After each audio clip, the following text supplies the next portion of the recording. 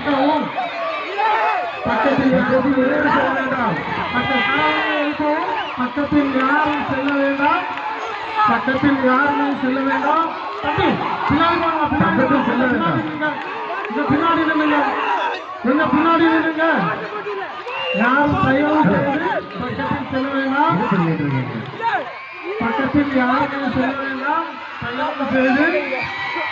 முட்டி போட்டால் அணி வெளியேற்றப்படும். முட்டி போட்டால் அணி வெளியேற்றப்படும். எந்த அணியாக இருந்தாலும் முட்டி போட்டால் அணி வெளியேற்றப்படும். ஓகே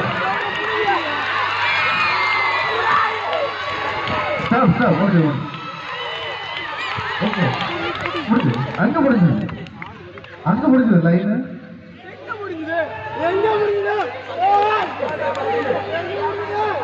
அது